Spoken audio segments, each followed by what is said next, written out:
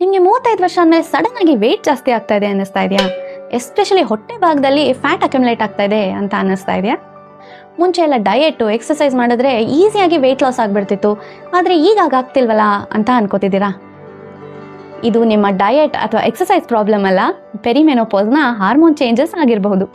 ಇವತ್ತು ನಾವು 35-40 ವರ್ಷ ಆದಮೇಲೆ ಹೊಟ್ಟೆ ಯಾಕೆ ದಪ್ಪ ಆಗುತ್ತೆ, ಇದಕ್ಕೆ ರೀಸನ್ಸ್ ಏನು ಮತ್ತು ಇದನ್ನು ಕಂಟ್ರೋಲ್ ಹೇಗೆ ಮಾಡೋದು ಅನ್ನೋದನ್ನು ತಿಳ್ಕೊಳ್ಳೋಣ. Hormone changes. ಪೆರಿಮೆನೋಪಾಸ್ ಸ್ಟಾರ್ಟ್ ಆದಾಗ ನಮ್ಮ ಬಾಡಿಯಲ್ಲಿ ಈಸ್ಟ್ರೋಜನ್ ಲೆವೆಲ್ಸು ಕಡಿಮೆ ಆಗ್ತಾ ಹೋಗುತ್ತೆ. ಆಗ ಏನಾಗುತ್ತೆ ಅಂದರೆ ನಮ್ಮ ಬಾಡಿಯಲ್ಲಿ ಫ್ಯಾಟ್ ಡಿಸ್ಟ್ರಿಬ್ಯೂಷನ್ ಕೂಡ ಚೇಂಜ್ ಆಗುತ್ತೆ. ಮೊದಲು ಸೊಂಟ ಮತ್ತು ತೊಡೆಯಲ್ಲಿ ಫ್ಯಾಟ್ ಅಕ್ಯುಮುಲೇಟ್ ಆಗ್ತಾ ಇರುತ್ತೆ.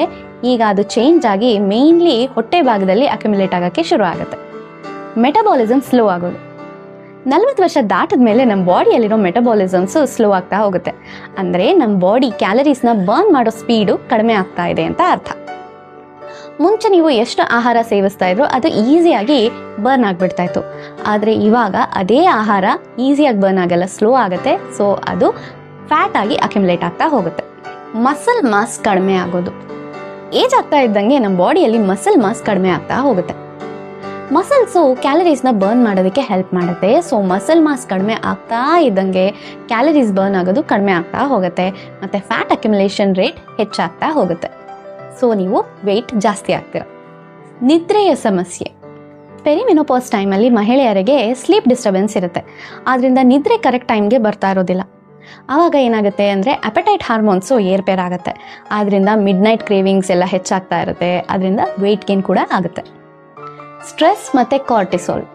35 ವರ್ಷ ಆದಮೇಲೆ ನಿಮಗೆ ಜವಾಬ್ದಾರಿಗಳು ಹೆಚ್ಚಾಗುತ್ತೆ. ಫ್ಯಾಮಿಲಿ ಜವಾಬ್ದಾರಿ ಆಗಿರ್ಬೋದು ಅಥವಾ ವರ್ಕ್ ಸ್ಟ್ರೆಸ್ ಎಲ್ಲ ಹೆಚ್ಚಾಗ್ತಾ ಇರುತ್ತೆ. ಸ್ಟ್ರೆಸ್ ಹೆಚ್ಚಾದಂತೆ ಕಾರ್ಟಿಸೋಲ್ ಅಂತ ಒಂದು ಹಾರ್ಮೋನ್ ರಿಲೀಸ್ ಆಗುತ್ತೆ.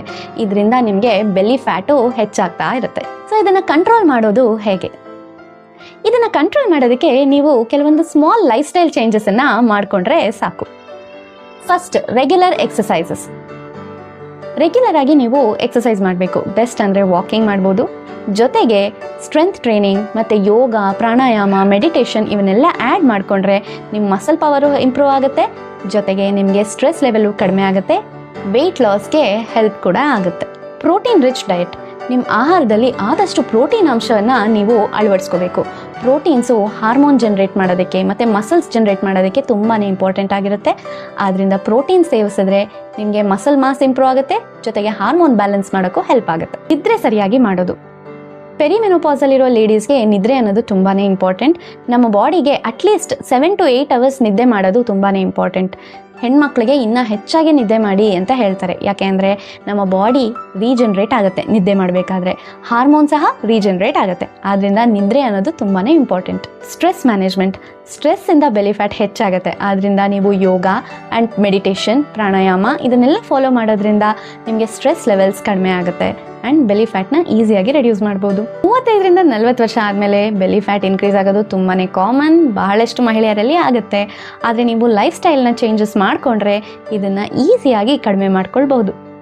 ಈ ವಿಡಿಯೋ ನಿಮಗೆ ಉಪಯೋಗ ಆಗಿದೆ ಅಂದರೆ ಲೈಕ್ ಮಾಡಿ ಮತ್ತು ನಿಮ್ಮ ಫ್ರೆಂಡ್ಸ್ ಜೊತೆ ಶೇರ್ ಮಾಡ್ಕೊಳ್ಳಿ. ಇನ್ನಷ್ಟು ಮೆನೋಪಾಸ್ ಬಗ್ಗೆ ಅಪ್ಡೇಟ್ಸ್ಗೋಸ್ಕರ ನಮ್ಮ ಚಾನಲ್ನ ಸಬ್ಸ್ಕ್ರೈಬ್ ಮಾಡ್ಕೊಳ್ಳಿ. ಮುಂದಿನ ವಿಡಿಯೋದಲ್ಲಿ ಮೆನೋಪಾಸ್ ಸಮಯದಲ್ಲಿ ಮಹಿಳೆಯರು ಮಾಡುವಂಥ 5 ದೊಡ್ಡ ತಪ್ಪುಗಳ ಬಗ್ಗೆ ತಿಳಿಸ್ಕೊಡ್ತೀನಿ. ನಾನು ನಿಮ್ಮ ಡಾಕ್ಟರ್.